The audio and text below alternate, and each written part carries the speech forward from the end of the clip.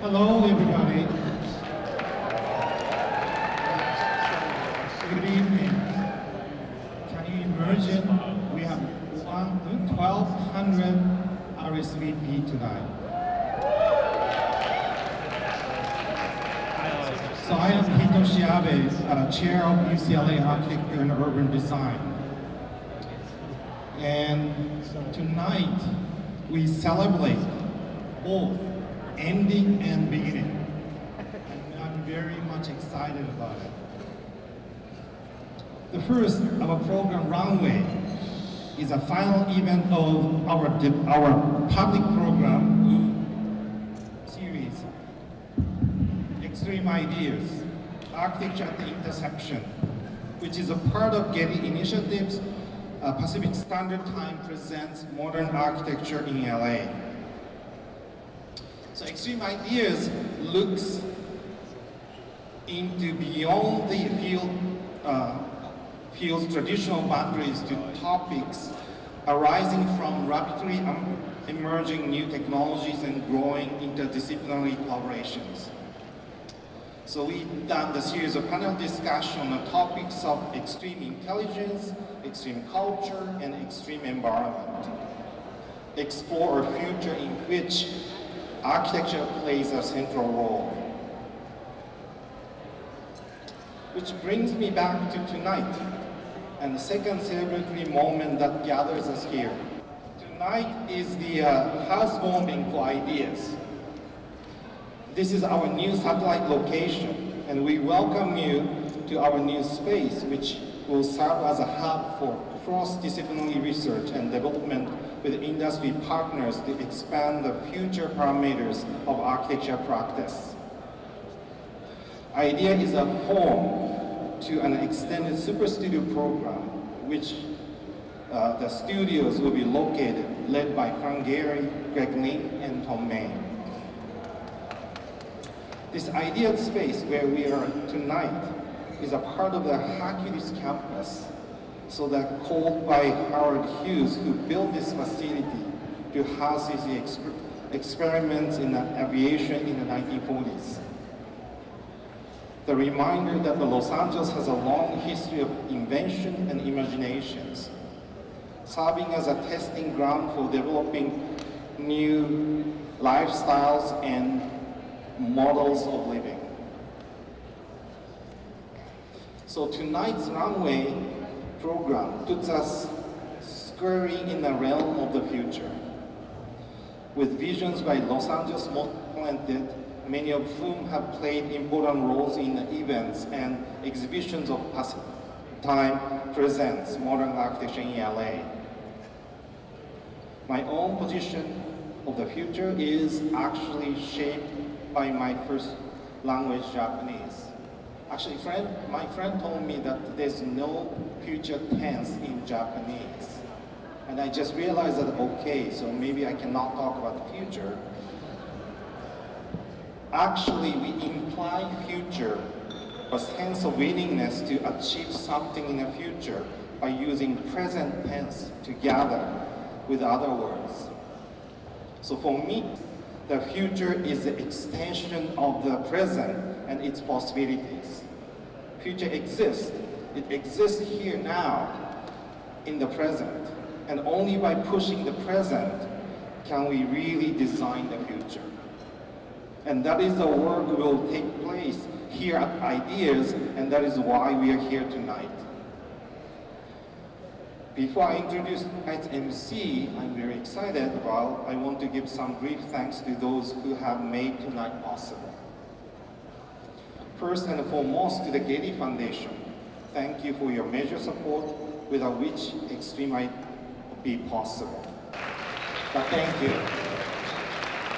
Also, I would like to recognize here the Getty Foundation and all Pacific Standard Time partners whose institution produced exhibitions and programs to celebrate our region's lasting impact on modern architecture. Please give another round of applause to those who did a lot of great jobs for this event. Thank you. Also, of course, our gratitude goes to Toyota and Boeing, additional sponsors of Extreme Ideas. Thank you to these companies. By the way, those big robot over there is from Toyota. At last but not least, to our faculty and staff, I thank you for your contributions, your work, and your partnership. Thank you.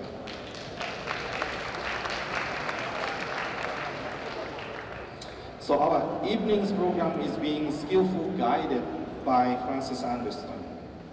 I know that Frances needs no introduction, but as a brief way to celebrate Frances, let me remind you that since 2002, Frances Anderton has hosted DNA, Design and Architecture, KCRW's show that explores pressing design issues.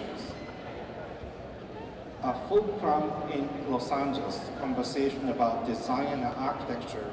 Frances is also a curator, speaker, journalist, writer, champion of, and essential part of the Los Angeles design community for over 20 years. So without further ado, please welcome Frances.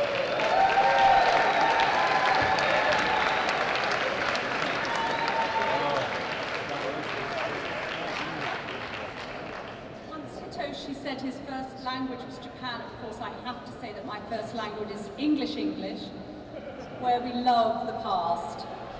And I'm so happy to be here, part of the future. Anyway, it's really great to be here tonight, part of the architecture community and part of KCRW community. What DNA has done in the last 3 months is we've really launched a big expansion of the show, and that includes a major expansion or outreach into the design community. Tonight is just one of those partnerships. I'm happy to say that the audience consists of a lot of architects, but also our KCRW listeners, as well as my own colleagues, the ever-hip Liza Richardson, who'll be spinning a bit later, my good friend Brandon Devine, who heads our KCRW store. There's a whole bunch of my colleagues here. It's very exciting. Radio, just like architecture, is in a state of flux. We don't know quite where the future's taking us. We may find there's some convergences. Certainly we're trying to do that with DNA. So anyway, thank you for having us here tonight. It's very intriguing, I think, to go back to the future for an evening about the future. As many of you know, we're in the home of a company that was advancing ideas about technology and aeronautics and information systems and medicine dating back 80 years. Most famously, the Spruce Goose was built here, but Hughes Aerospace also developed the atmospheric, yes, to the Spruce Goose. It developed what? The atmospheric entry probe carried by the Galileo spacecraft, the AIM-4 Falcon-guided missile. It built the NASA Surveyor lunar lander, many other products that helped define this region as a leader in aerospace. It goes without saying that this industry has been so important to LA architecture, from the post-war experiments right up to the technologies that are shaping and making form now. There's also the crossover with entertainment technology, the exploration into transmedia that I understand is to be part of UCLA's New Ideas program. This is the site where Jim Cameron created Avatar, where Google YouTube is now coming up with more and more ways to get a gazillion hits for too many videos. So the question for UCLA and for Ideas and for its Supra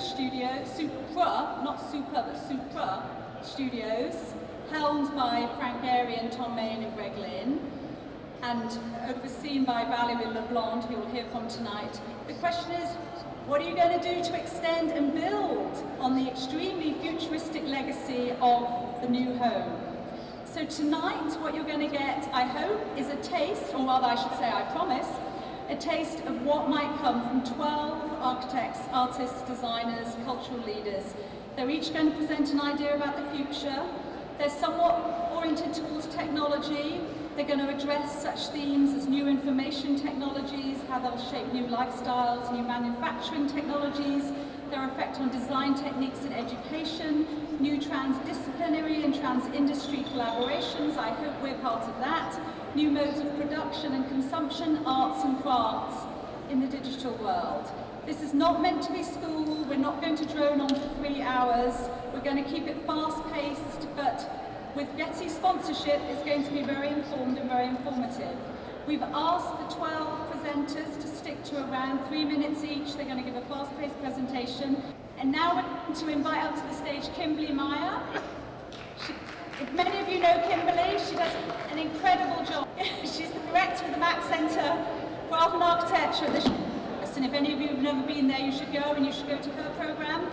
Come up, Kimberli, and tell her all about critical consumption.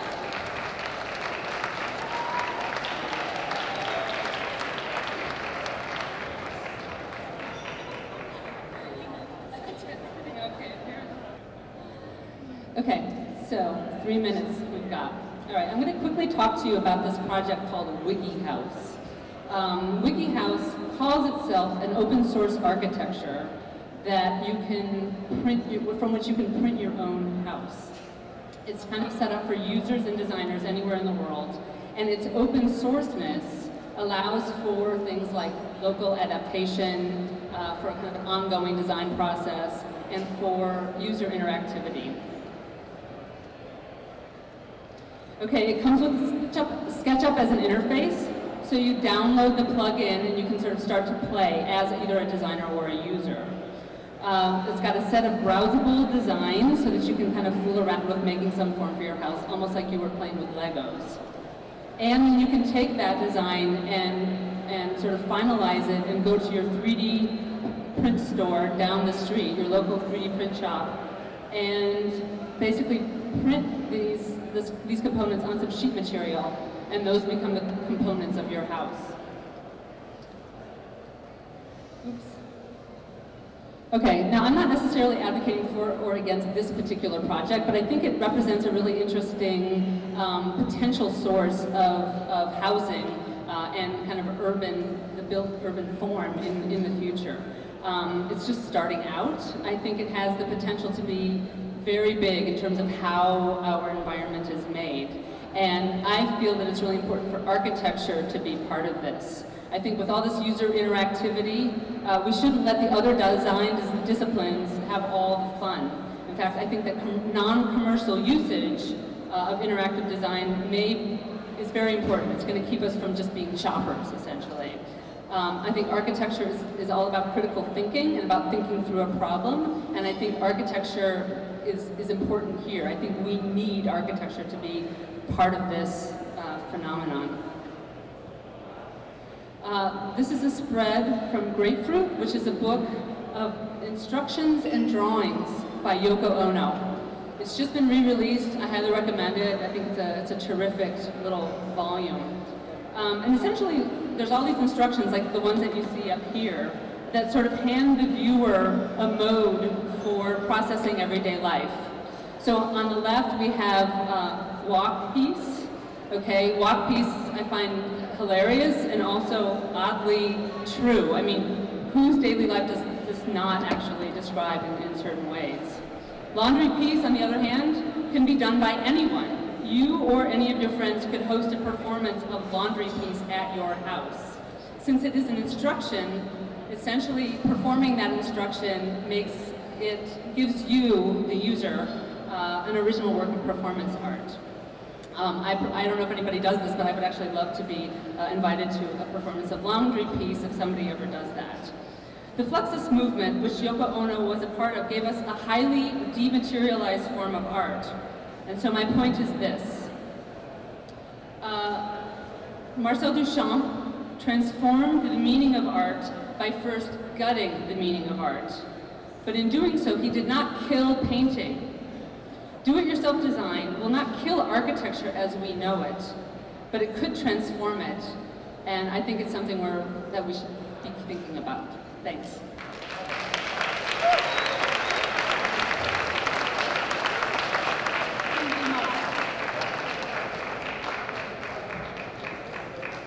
Who does? Oh, the fire marshal. Well, let's welcome the fire marshal.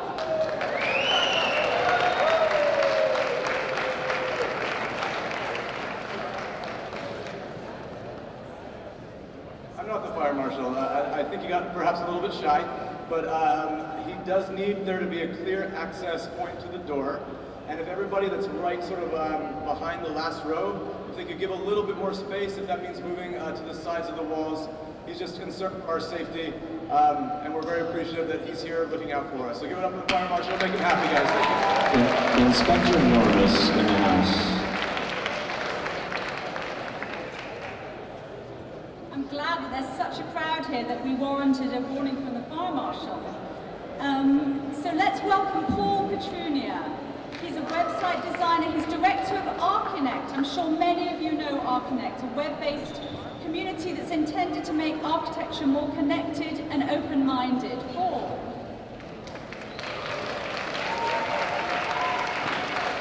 Thanks for having me.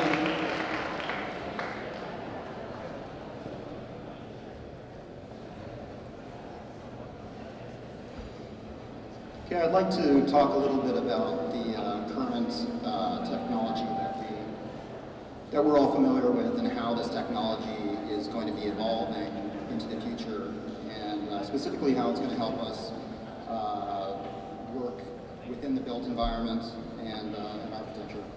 Starting out with software, the smartphone, which we're all familiar with, has introduced a whole new culture of application development. Even developers that aren't familiar with coding are fantasizing about new apps. It's becoming integrated into our daily lives. As such, software is becoming increasingly sophisticated and more specific. Apps are being designed to accomplish specific tasks that help smaller, more targeted audiences. Software development tools are becoming more accessible. You don't have to be a programmer or a hacker to develop these tools anymore. And the software is becoming more smart. It's starting to learn about us and our behavior. It's starting to anticipate our next moves. Moving on to hardware. Google Glass, which I noticed somebody here was actually wearing tonight, is a really interesting evolution of mobile hardware. It's taking the smartphone and turning it into a device that you wear and integrate more fluidly into the body and the daily experience of life. Technologies such as GPS, accelerometers, air, moisture detectors are making our gadgets more familiar with the environment that we surround ourselves in. People are even starting to implant this technology into their body to become even more integrated. So where do we go from here? I believe the next step is going to be integrating this hardware and software into our wetware, which is our own bodies, brain, and central nervous system, which is basically analogous to the technology that we carry with us every day. Data will be layered directly into our own biological senses, rather than looking through a Google Glass to find out how to get to your next location. It'll just be embedded into your vision. Audio, visual, even sensory will become part of the human experience. And it will create a very omniscient sense of our environment. So we're going to eventually become hyper-aware of our environment, of buildings we're in, of people around us. For example, using this new integrated hardware, software, wetware integration, architects, for example, can see into their buildings. They can see structural flaws in their buildings through a visual layer. Physical spaces will be enhanced with virtual spaces, creating a more efficient, hybridized form of architecture.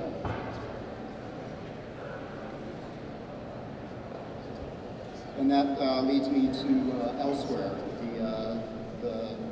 point that I'm trying to make with this new technology is that physical location is not going to be very relevant anymore with this technology. An architect in Los Angeles, for example, could experience a building under construction in London through the eye of an engineer. Project teams can work seamlessly with each other through an enhanced interpretation of Skype that brings people together in an almost natural physical sense. And so one positive outlook for the future is LA traffic may eventually become optional. And that's it.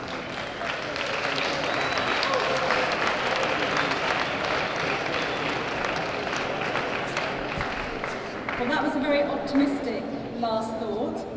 Paul Petrunia, thank you very, very much.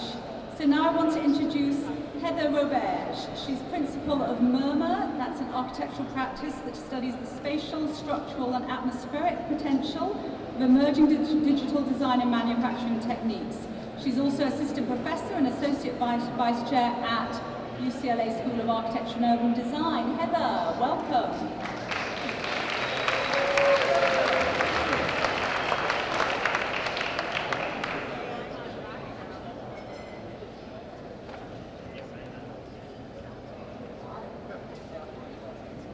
So I'm here to talk about what happens to the physical under the influence of techno-saturation.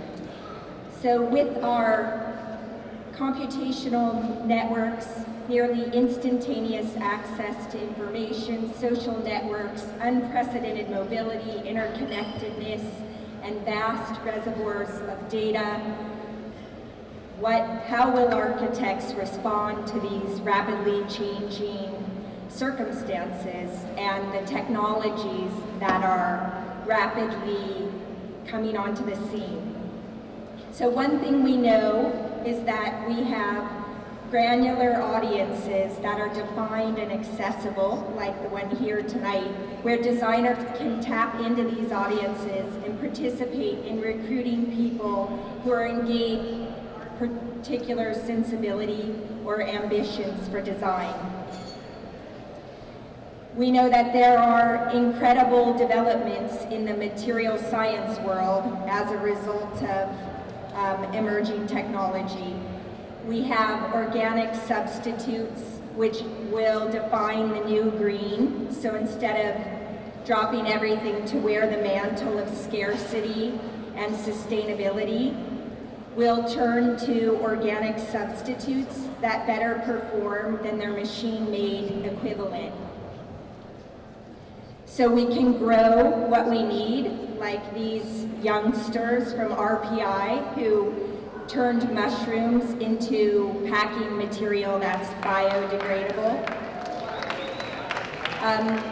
So instead of relying on the manufacture of industrial sheets, we can produce insulation in any shape to the exact specifications we need, which I think has major ramifications for design.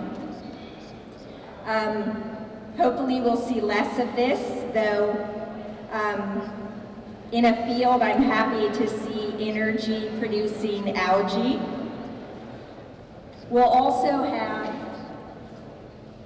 biological replacements. So we'll invent machines that will replace either failing or obsolete biological organisms. So we have robots, automation, and motion through sensing that will allow us to evolve as we confront change.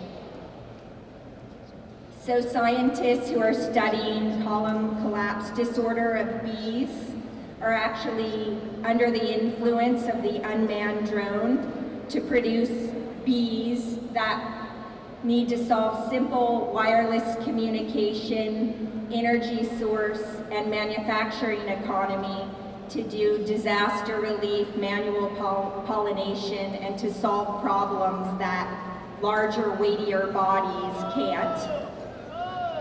We'll experience dynamic virtuality. It'll be an ever-present part of experience, whether you're visiting with your nurse remotely or whether you're going to school through something like the Vigo bot.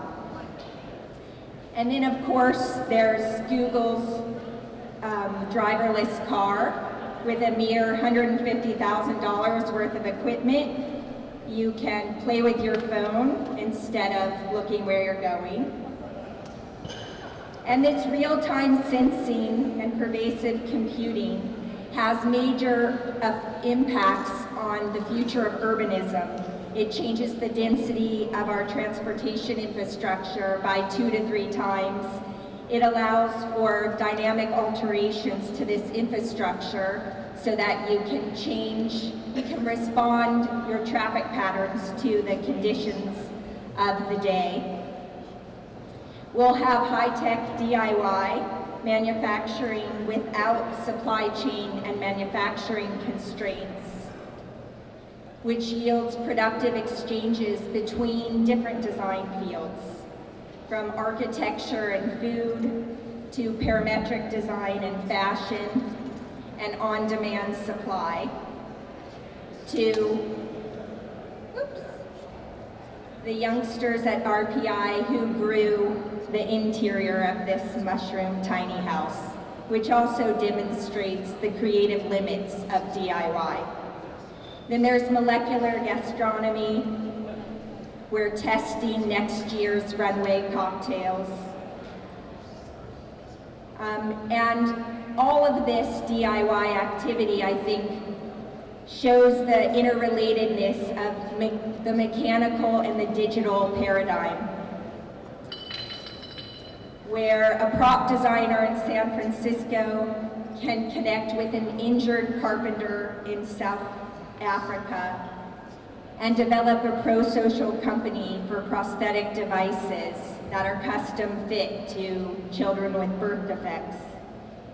And lastly, something of particular interest to me is dynamic physicality, which is coming up with new transitions between physical and virtual states, whether it's tunable clay interfaces for sculptural 3D modeling, haptic lenses where you can feel the stiffness of an image as you scan it with this device, and mobile jamming platforms where simple air pumps, low voltage batteries, and jamming volumes can produce different types of devices, all with the same material volume.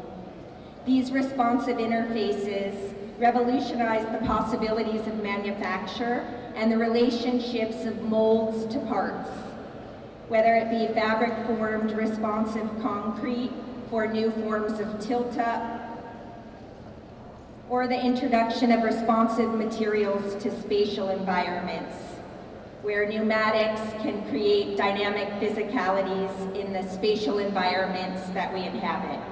Thank you.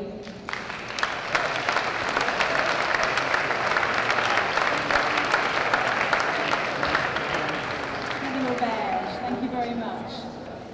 Now I'd like to welcome to the stage David Lai. He's the CEO and creative director of Hello Design, his own design company specializing in graphics and beyond. He's here to share his gentle manifesto, Simplify and Unify. David?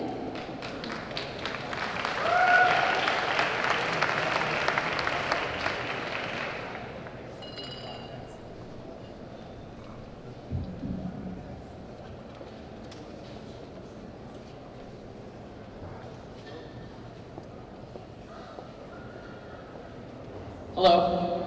Hi, I'm gonna step down here because I don't have any notes. So basically the topic, I guess, is the future. I really don't know anything about the future. So I'm gonna just talk about glimpses of the future, things that we can sort of look at today and sort of maybe give us an insight of what's to come. So today, I think we have a world that's very complex. I see things through the digital lens. So obviously, things are very complicated, they're very disparate, separate things, and there's a lot of interruption, you know, still out in the world, whether it's in advertising or just out in the world. The future, and this is what I hope, so maybe I'm just saying this because I hope you guys make this happen. I think it should be simple. I mean, I think we're looking for more simplicity in our lives, not more complexity. I think it's connected, we all know that. I mean, you know, email's probably the killer tool of the century. And then engagement. I think this is probably the most important thing for us as we think about creating experiences for people, whether it's through digital forms or through physical spaces. Why? Because I think experiences are things we remember, the things we tell stories about, they're stories worth sharing. So that's sort of what I hope the future is about. So one of the ideas that I have is in the future, less does more. So to the right here, that's basically what I carried in my pocket or around 5 years ago. I have a really bad back as a result. And this is what I carry now, which is carry a phone. So I think, you know, in the future we're going to have things that obviously can do a lot more, and I hope to see more of that. I think we're going to see interfaces start to disappear. So right now we've got interfaces that are everywhere. They're in your car, they're in your computer, I mean, they're just everywhere. They're like, anyways. But how can they start to be more transparent? I think that's the key word. So if you're driving, you do need information, like how fast you're going, or if you're about to hit somebody.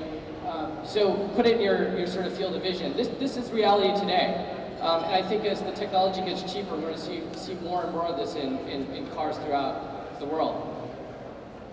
You've all heard of the fuel ban. The only reason I have it up here is because it's really simple, that when it's off, it's literally a black band. There's nothing to look at. It's only when you press a button that you see it go from red to green. So that's all the interface is, and all the goal is basically about getting to green. And then there's Google Glass, which I'm not going to talk about because you guys already saw that.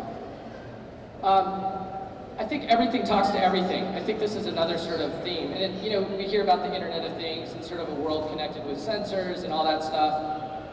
It's already happening. You know, you've got thermostats that you can control with your iPhones. I don't really know if I do that a lot in the day, but it's nice to know that I can. There's little things like Twine. I don't know if you guys have heard of this, but it's a little box that has a sensor on it. It can tell the temperature, or if something gets wet, you can put it in your mailbox so you know when somebody delivers the mail, or if your washing machine starts spilling water, the water sensor will tweet you and let you know that your house is flooding. The thing on the left, that's an August smart lock. It's coming out supposedly later this year. Basically, it's a lock that you basically replace your deadbolt with. And you can actually just use your phone to just walk through the door. And you can actually invite friends or uninvite them, and literally they can just walk in or walk out, and the door will lock by itself. So again, there's sort of a simplicity and automation that's starting to come with technology. You know, we hear a lot about data, big data, for example. I think data is probably our most valuable asset as we look towards the future. How do we use the data in a very sort of responsible way? How do we use it, you know, i.e. Prism? I think at the same time, how do you get insights, though, through data? And, you know, personal insights like Mint, you know, if you guys have used, like, let you sort of get a better sense of how you're actually spending your money. Strava is one of my favorite little apps if you like to ride bikes. It sort of tells you how far you rode or you know, where you rode and things like this. But it lets you make better decisions about sort of, you know, exercise. And then to the left is sort of this idea of information based on where you are. So you're starting to see this with things like Google Now, for example, where based on GPS and where you are, it might know I'm at the airport, automatically pull up my gate information, or that I'm in my car going to work, and here's a traffic situation, all automatically based on sort of where you are in that time and place. And then this is sort of where, I guess, I think things are hopefully going. I think it's sort of advertising without ads. I think, you know, Kickstart is a great example where it's not really about advertising, but it's sort of about people just making stuff where they see there's an opportunity or need, and sort of letting the people sort of decide whether there's a demand for it. And in of itself, that creates advertising and letting people sort of creates awareness. you know, something as simple as Starbucks being able to sort of pay for your coffee with a smartphone. It's just about sort of convenience and utility. But useful things are things that we all sort of can engage with, and obviously I think that's sort of where a brand can sort of connect with people. And then lastly, this is the Red Bull Stratus. I don't know if anyone saw this. This is a guy who like went up to space and jumped out of a capsule with a parachute. 8 million people saw this, you know, and basically, you know, Red Bull, this is what Red Bull does. I mean, it's an energy drink. I mean, it's amazing. They have a space program. So this is my theme, simplify and unify. This is my theme for my message to you guys is at least maybe you can help create this future, simplify and unify. That's it.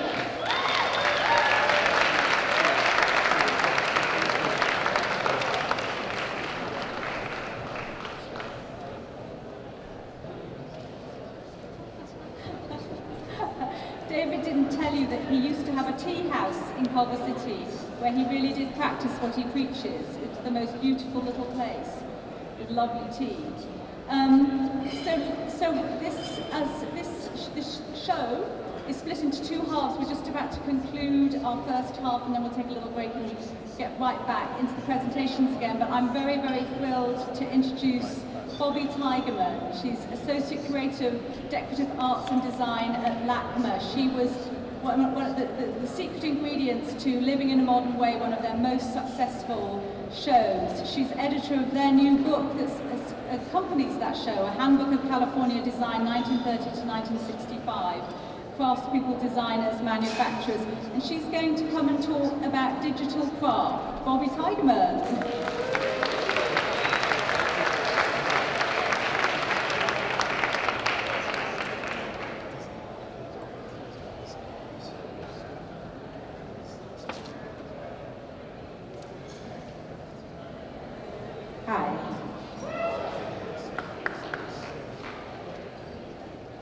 When Daft Punk released their album Random Access Memories last month, it did not contain the typical auto-tuned and vocoder processed sounds that characterize their past musical successes.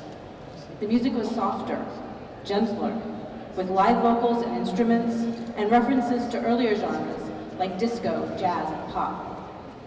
The cover itself communicates this duality with its iconic robot helmets, juxtaposed with the title in a hand-lettered treatment, evoking the human touch.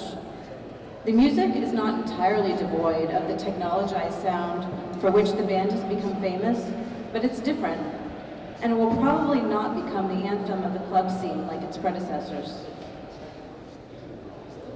As with music, so goes all forms of cultural production, architecture included. As technology seeps ever more into the practice of architecture, and the number of digital tools for design and fabrication multiply, architects are increasingly asking not what can I do with the latest technology, but what can't I do? A renewed interest in manual production is hardly surprising. During times of great social change, times like the Industrial Revolution at the end of the 19th century, or the Information Revolution of the last 2 decades, there's always a pendulum shift, a reversal, a cohort that resists the lure of the new.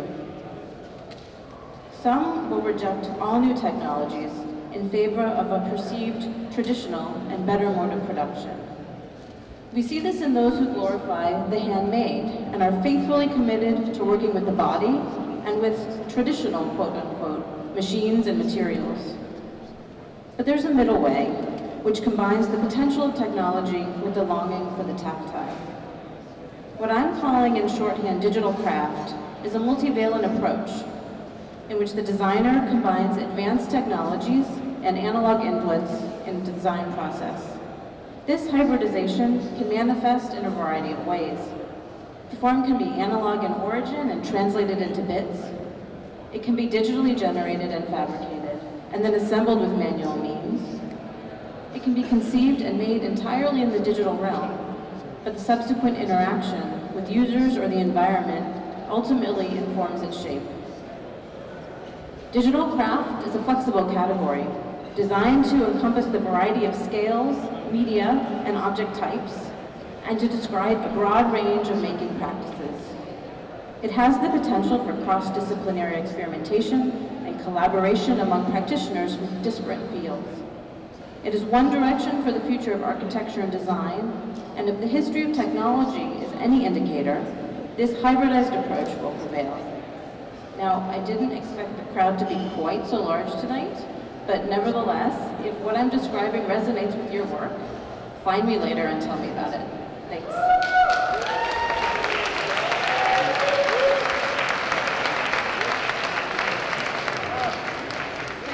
Thank you, Bobbye. I hope that it's thanks to KCRW promoting tonight that we got such a good crowd. So there's going to be a 3-minute break until we start the next series of presentations, but don't go anywhere because I'm going to be joined on stage now by one of the heads of one of the super studios, one of the bubbliest intellectuals in LA, Lynn.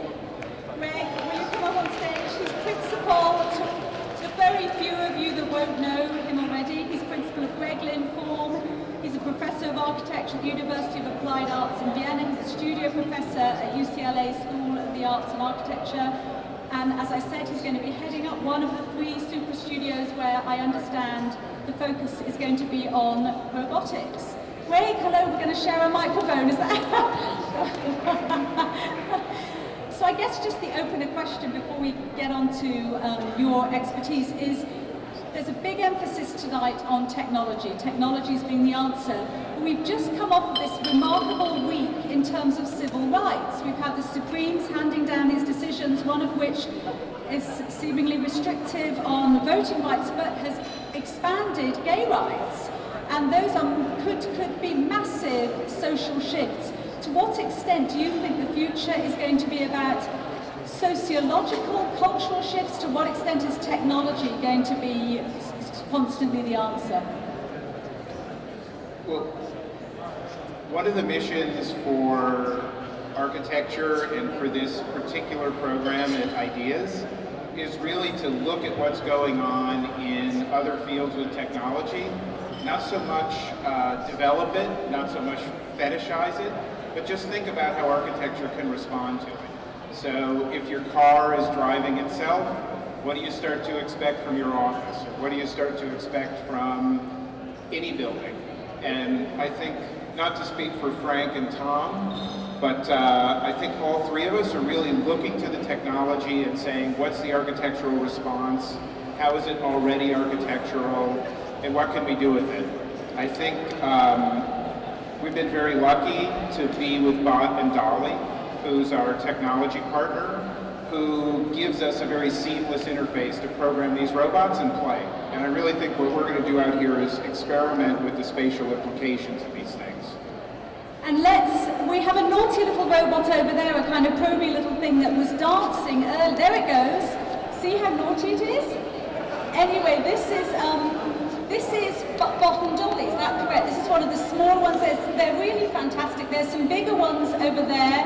When Liza gets going with the music, you'll see those robots, they'll seem to be dancing. They're almost anthropomorphized. Greg, tell us a bit more about these Bot and Dolly robots. Sure. Well, Bot and Dolly is, they're a technology company, but what they've really done is made the movement of industrial robots very accessible. Anybody that knows how to work with a software program like Maya or Rhino now has access to these things. So one of the things that's very exciting for me is there's been a big focus on using robots to manufacture, and we've really approached it like the car industry, like how do we build buildings better with robots? And here at Ideas, we're interested in that, but we're also interested in what happens if our environment moves? What happens if it's activated by a robot? What happens if our environment is intelligent and smart? And we're really as interested in how our spaces are going to move and change as we are in how we're going to fabricate and make things. And that's really Bot and Dolly's expertise. So we're glad they're here with us. But many of us still have this Iron Man type image of a robot in our heads. We're not talking about Iron Man type robots. No, I don't think we are. I think what I'm looking forward to is we really don't know exactly where it'll go. About 15 years ago, UCLA was, I believe, the first school in the world to invest in large-scale CNC machines. And we didn't have a mission. We threw them in the school, and we saw what the students did with them, and now it's standard practice at every school of architecture in the world to do CNC. We're really trying to do the same thing with these industrial robots. We've always needed the space, and thanks to Wayne Ratkovich and Ratkovich Company, we've got this great space, and now we're just going to work with these and see what you can do in an environment with a robot. And there's a connection to manufacturing. Do you anticipate doing some level of manufacturing here?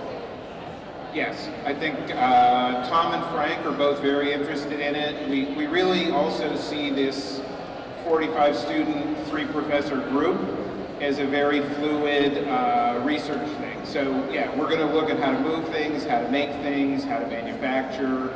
I think it's all open, and our partners are also very specialized in that. Partners like Toyota and Boeing and Disney, they're also real interested in manufacturing. And they're all companies in the movement industry. Well, I think that more and more of our world is dynamic, and everything you heard David talking about in terms of interfaces and communication, we're expecting a kind of dynamism. And I believe that Boeing and Toyota, they're in the business of things that move. And Disney is also a company that's all about motion, and I really think that architecture needs to have a response to that. Now you and Tom and Frank, you've all known each other for many years, you've worked together in different ways. Are you going to be able to have a kind of creative friction that is kind of an essential part of moving ideas forward? Yeah, I think all 3 of us have very different briefs that we're approaching the next year with, but really we're all looking forward to being in the same place with a group of young, interested people. And honestly, we're just stoked to be all together with enough room to play around and do things. We're going to be quite near to Marina del Rey, Greg. Will we be able to keep you off the yachts? No sailing allowed. No sailing allowed. That's one of Greg's great passions, and I believe you're designing a boat or more, correct? Yep. Is it time to move on now? Yes. So Greg Lynn, it's a pleasure to talk to you. Oh, thanks very much, Frances, and thanks everybody. Okay. So, thank you so much, Greg. Very exciting to see what emerges from here. Our next guest has chosen to be a bit of a mystery man. He's Christian Moeller. He's an artist and professor at UCLA's Department of Design Media Arts. He has a visual presentation, but he's chosen not to present it himself. So I'm going to step in and read to you what he wrote to present. He's going to be sharing a short film. It shows a public art project in San Pedro called Mojo. Mojo, built in 2007, comprises color-coated steel, metal halide light system, a robotic arm, and custom software. It's 45 feet high, 4 feet in diameter. The film is titled Robots and Manners, and he says, in times characterized by increased drift towards sterile robotic behavior, Christian Moeller is growing a series of large robotic sculptures for public spaces which are well-mannered and mostly friendly. The use of hidden video cameras is an important conceptual part of this series of robotic works. It serves to show and remind the public audience of the powerful performance of contemporary surveillance technology. Curbside surveillance is likely found everywhere in today's urban environment. Most systems are easy to detect for someone who wants to see them. Strangely, however, we don't seem to care so much anymore. Most of us have habituated to its presence, understanding it as an unavoidable component of technical infrastructure. Moreover, some of us even find that it helps us feel safer. Mojo is a reminder of this growing intrusion into our privacy in the boldest possible way.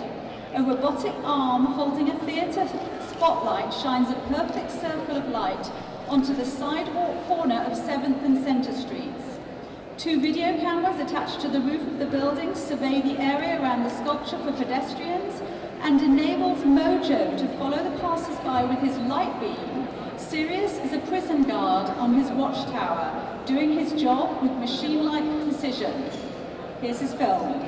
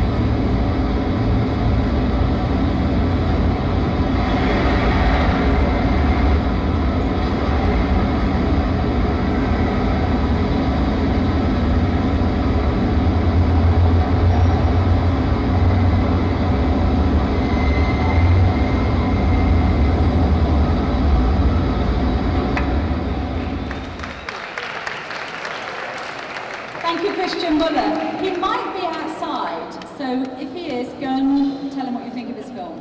Next, I'd like to introduce Benjamin Bratton. He's a sociological media and design theorist, associate professor of visual arts at the University of California at San Diego. Benjamin's talk is going to take the form of an open letter of advice to architecture students, with mentions of apocryphal projects and past future LA developments, some real, some sci-fi. Welcome, Benjamin.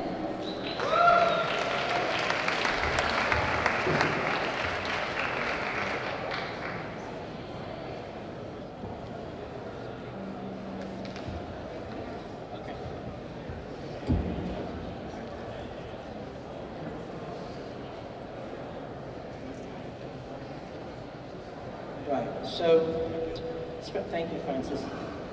So to the students, to talk about the future is our society's polite way of saying things about the present that would otherwise be impolite or misunderstood. Now, however, we may have to rely on more sordid and untoward means, namely apophenia and apocrypha. The future of architecture in Los Angeles is to double down again on the fictions. The rhetorics of future utopia were, of course, part of the official foundational brand of our city, a city with so much future because so little history. Today, ours is not an official utopia, but an officially cracked utopia. To speak of the LA precipice in the dystopian vernacular is not a critical stance, it's the party line. Or more precisely, the oscillation between the utopian and the dystopian, back again, over again, in and out, one through the other, both occupying the same place and time. The Tyrell Corporation and the Rand Corporation, Reiner Banham and Darby Crash, Squeaky Fromme and Ryan Seacrest.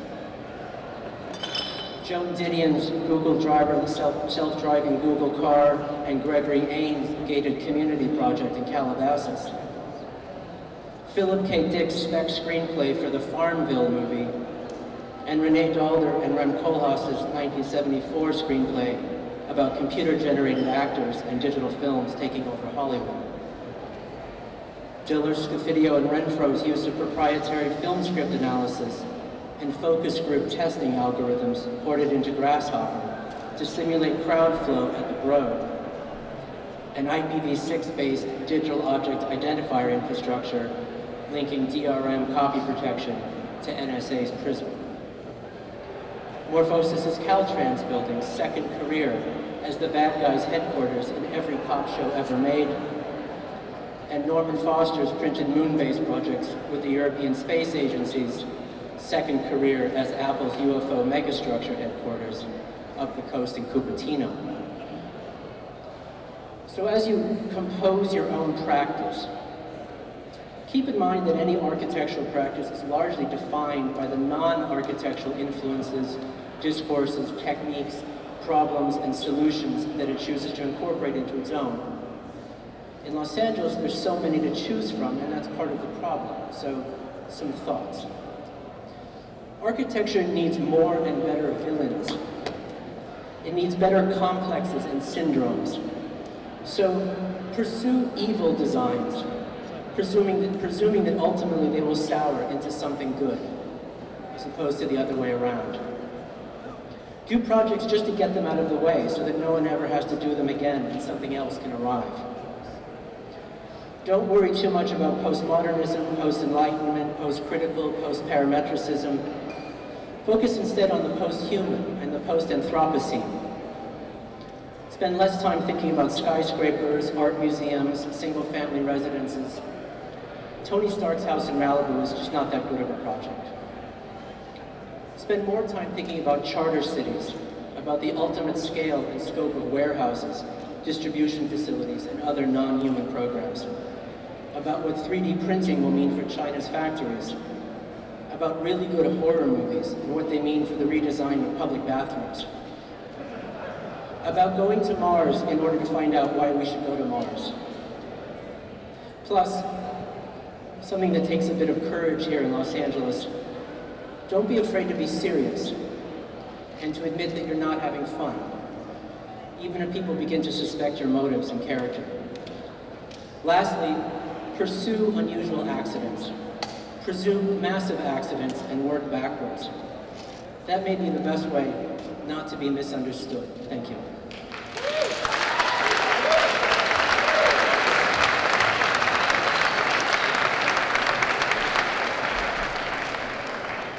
Thank you, Benjamin Bratton. And now, Elena Manferdini. She's on the design faculty at SCI-Arc. She has her own firm, Atelier Manferdini. She's a graduate thesis coordinator for the students at SCI-Arc, and she is going to talk about the future of texture. Elena.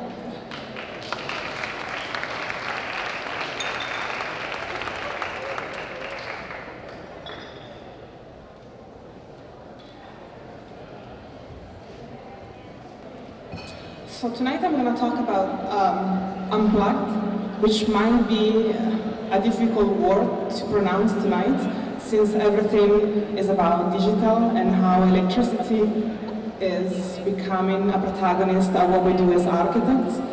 And I'm going to talk about the future of texture and how that changed in the past few years and is going to change even more in the future. The idea is that we don't know what textures, we know what textures was, and we know what texture is doing to us now, and there is a very different relationship with what we touch now than what we touched a few years ago. And there is a weird desire to return to this tactile, analog, past idea of materiality, and this is maybe what I was hoping to talk about tonight. The first thing I want to talk about is the fact that scanning somehow took the place of modeling, or it will. We were used through digital means to construct geometry, because that's what we used to do before computers. And now I think we passed that phase of transition between what we know, what we knew how to do, and what we think about what the future should be. And we bypassed the idea of modeling into scanning. So Google Maps and things of that kind went from being bidimensional problems or picture-taking problems to three-dimensional scanning. Also, textures became predominant over the idea of shading. So we are now not anymore spending time on the computer trying to find that perfect shade for the perfect material for photorealistic rendering, but actually we're going straight to the source. And you can scan your own face, like I've done here, you can see your face inside. To the point that you actually are going to scan materials instead of having to spend many, many hours in front of the computer to find the right outcome for visualization. That changes a little bit the story of architecture and how we understand digital tools and how we visualize them. to the point that I think that picture will take over images, meaning that the picture becomes actually the place where creativity for architects and in general for creative people will start operating onto. So images and picture are very different in this language. Now picture is a place of the pictorial. And these are some examples of scanned three-dimensional cities that paint over and over themselves to the point of actually changing the reality of the geometry, to the point of creating fantasy. And that brings me to the idea of fake analog, which is what we really are going towards, I think.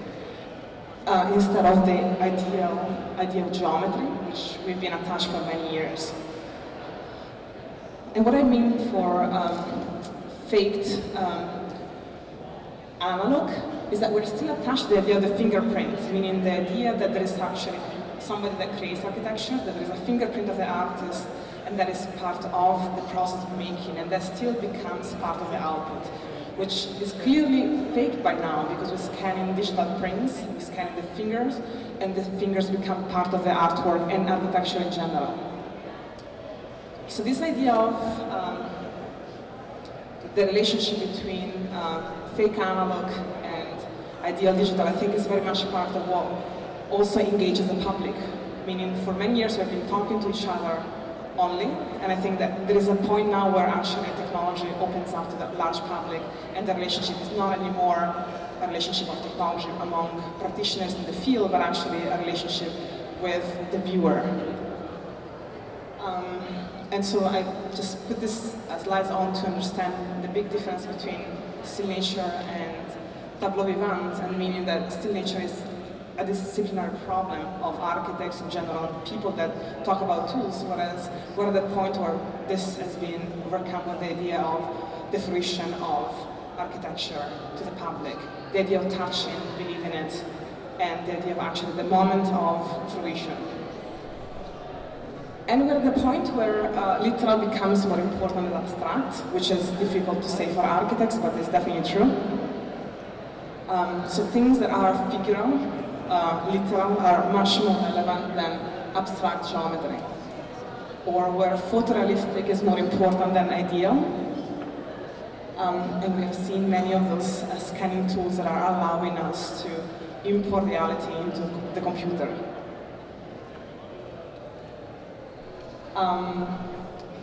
And finally, we find, I think, a way through the computer to go back to certain things we knew how to do, how to paint and sculpt as a creative person, and how analog things can then become digital, and how then certain effects we would be using through materials to create artwork in general are completely replaced by technique on the computer.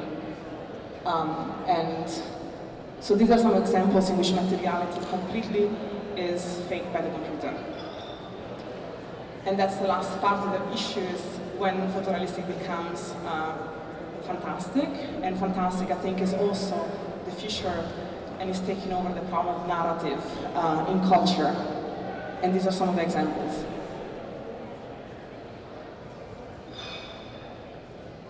And finally, I think the last twist is that if we've been in an exotic conversation, actually I think the familiar is much more going to be what happens in the future than the exotic.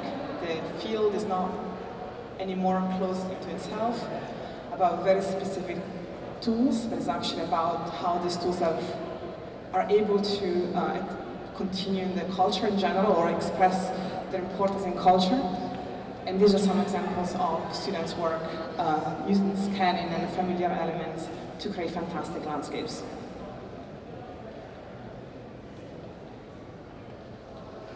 And this is it. Thank you.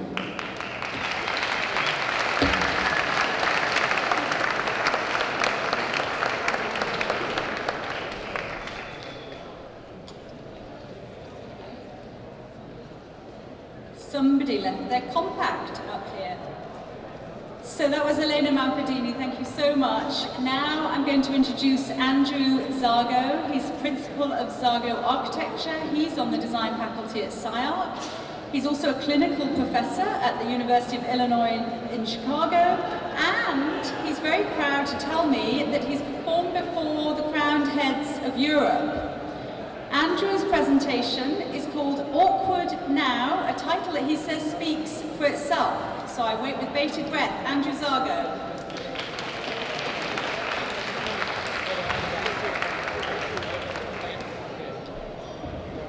In fact, I have not performed before the crowned heads of Europe, but I've been wanting to be introduced that way for a long time. And so thank you very much, Frances. I consider this the crowned heads of Los Angeles. Thank you. I feel like I'm performing at the Catskills. We've got the buffet happening back there and nobody's listening. So I will try to be loud and annoying. Let's see. All right, awkward now. A few hastily scribbled notes. Awkward now, I have a subtitle, or the future, I feel like you should be going into a little room with a person with a turban on their head, and they will read your palm. I have no idea what the future is going to bring. The great thing about being a creative professional, as many of us in this room are, is that we don't have to worry about what the future is. We think about it, then we actually do that thing. So we think of something new, we do it, and then that actually becomes the future. That seems to me way more important than trying to imagine what new gadget Google will think of. That's actually not what I'm going to talk about. I want to talk about the awkward. It's really, instead of talking about a future projection, it's kind of reading the tea leaves of where we are right now. There's strange trajectories that happen through contemporary culture. Eventually, and probably last of all, they end up in architecture. I think the awkward is one of them. It's been the subject of many scholarly essays, such as this one that I wrote for a journal at Yale. But it goes back to, I've been spending a lot of time in 1979, which as an architectural scene was completely uninteresting. It turns out though, it was also the birth of the awkward. It was, for those of you who remember, the moment of post-punk, which for Iggy Pop was already his second life. And so the idiot, the idea of the awkward position became suddenly a apolitical politics. I think it's only now finding its way into architecture. So, what happened in 1979 in music then eventually happens in 2001, 2002 in comedy. And comedy is a person I had a discussion with once who was an editor at the New Yorker. Comedy is the kind of dog whistle. It's the field that hears a sound that's going to go through contemporary culture before anyone else understands it. So we have that. We have Robert Longo going back to 1979. It defined a certain moment, and then, 10 or 12 years later, Elaine Venice. Who would have thought that it was funny? There's been scientific studies devoted to the awkward. This is, I think, a study done at MIT or Harvard, I forgot, but they spent a lot of money figuring out where the awkward is compared to traditional authenticity. There's been a book of philosophy written on the subject of the awkward. Chapters include Curb Your Enthusiasm, for instance. And then what I thought was really interesting was, the awkward suddenly erupting within contemporary space where you least expect it. And on one hand, you don't want this to happen. And on the other hand, and I really get this from noted futurist Jeffrey Kipnis, the awkward suddenly has its own kind of prescient grace. And so what I imagined was, in fact, models falling down is, on one hand, an accident. On the other hand, and this is from one of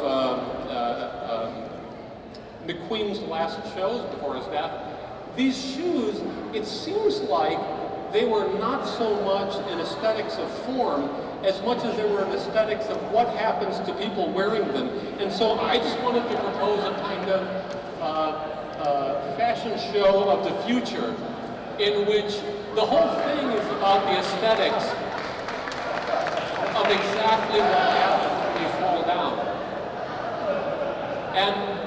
And in fact, In contemporary academic research, this is work that's going on. In-depth research that's going on at SCI-Arc. This is actually funded by Lexis. We have collaborating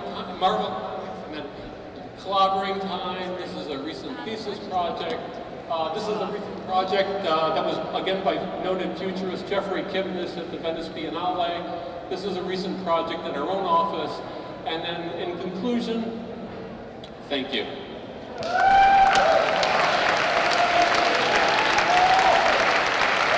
Andrew, you have to do the silly walk off the stage, please. Who knew Andrew was so funny?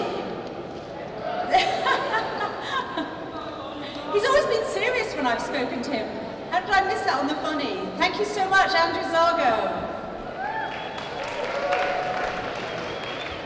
And we're going to conclude, or almost conclude, because we have a surprise special guest coming after her, but our 12th speaker presenter tonight is Valerie LeBlanc. She's going to be the program director, or is already the program director for Ideas, the new program that's going to be unfolding here, and has a very, very interesting resume, which includes having previously been senior project manager for R&D at Cirque du Soleil. Valerie LeBlanc, she's going to talk about crossing boundaries, engaging an audience, and other strategies to innovate in live entertainment.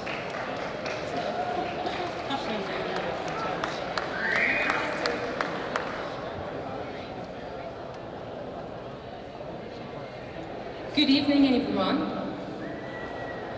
I'm Valerie, I'm your last presenter. I'm excited to be here tonight. First, I wanted to thank Hitoshi and Greg for this amazing opportunity to join Ideas as a new program director, starting soon. And before that, I was working for Cirque du Soleil for the last 10 years. And it was an amazing experience, of course, and it was highly influential for me. So I thought, why not bringing some of that magic, some of these images to you tonight, see if it's inspiring. The first image I have for you tonight, it's called the Helium Dance, and it's from the show Corteo. It's a touring show from Cirque. And as you can see, at this moment, Valentina, she's just about to take off on her journey. And this has nothing to do with architecture.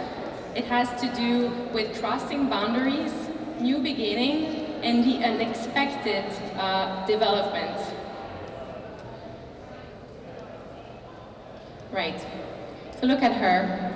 Nobody suspects at that time she's actually gonna go off stage and land in the audience. He's saying to her, it's okay to push, it's okay to touch, and engaging the audience into participating. Moments like these are very rare. It's actually rare you get to participate in a collective piece of art. And my interest in terms of design is, how do you create moments like this? How do you emotionally engage your crowd? And more importantly, how do you come keeping up with new ideas, new innovation that's gonna wow the next generation? And of course, the obvious one answer to this could be, you use technology. You cross to another field, you see what it can bring to you. This is actually one of the projects I worked on last year, and we wanted to, of course, Cirque du Soleil is about human performance, and we wanted to see what robotics could do for us. And it was actually in collaboration with one of our creative partners. We worked with Imagineering, Walt Disney Imagineering on this, and it was an amazing partner. And here we wanted to test and explore what robotics could do to human performance. I cannot tell you how much of an amazing opportunity it was and what we discovered there.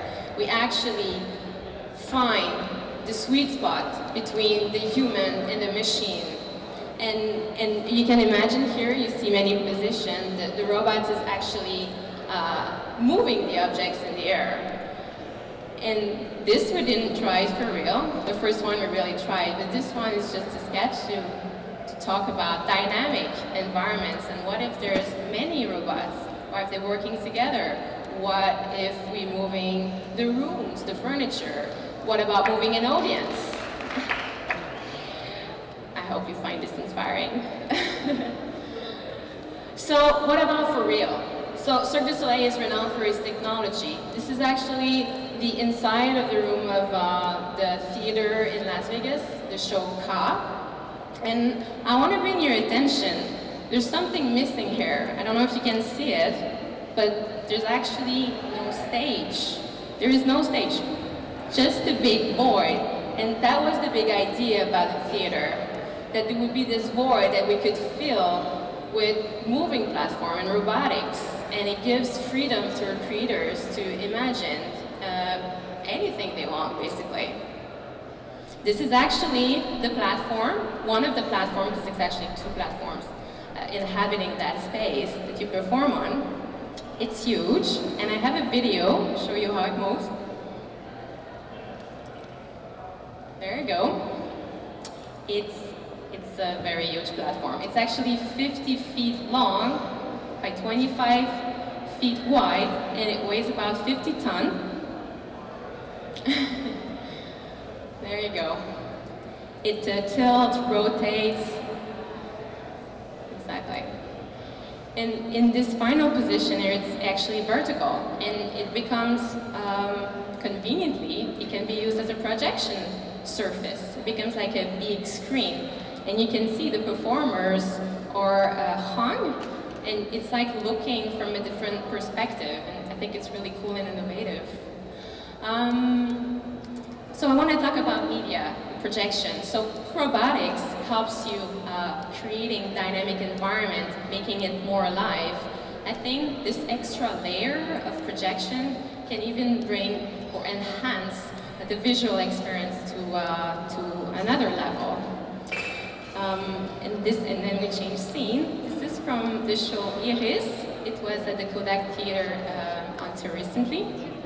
And what you see here is actual, what's interesting is it's motion capture of performance that is in real time projected. And there's of course an algorithm, like a big computer, generating this special effect behind it.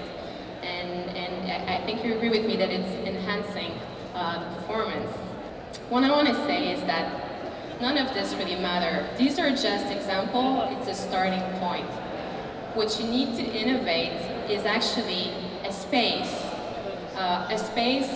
in which you can play and experiment. And you need also the right ideas, you need talent, and you need passion. You need a lot of passion to pull it through. And in the end, you want to try it, you want to uncover new avenues that you never imagined.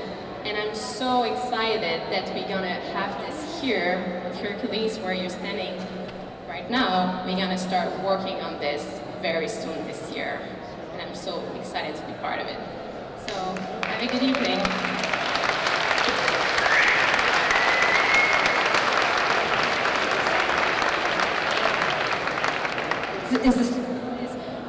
Valerie LeBlanc, thank you so much.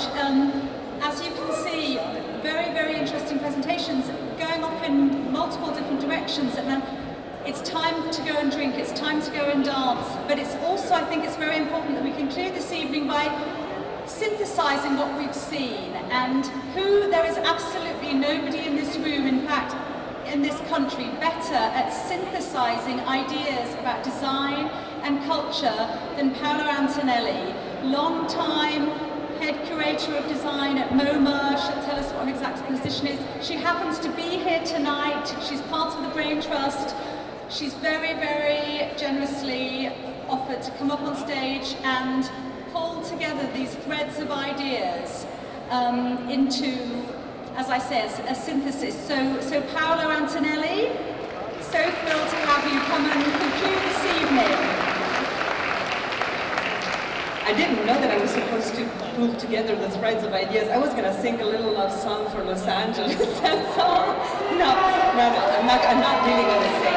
I'm not really going to sing, but I don't know. But I just want to say, when I came to Los Angeles many, many years ago, following an an audiovisuals guy from the design conference in Aspen that I had fallen for. I landed a teaching position at UCLA, so I'm particularly moved and honored to be here tonight, and I want to thank Greg, Bobbye, Lynn, and Hitoshi, and everybody else for inviting me. And when I came here, I realized truly the power of Los Angeles, and after my stint here moving to MoMA, the first exhibition that I did was devoted to materials. It was called Mutant Materials in Contemporary Design. And I learned about that particular theme from UCLA and from being in Los Angeles.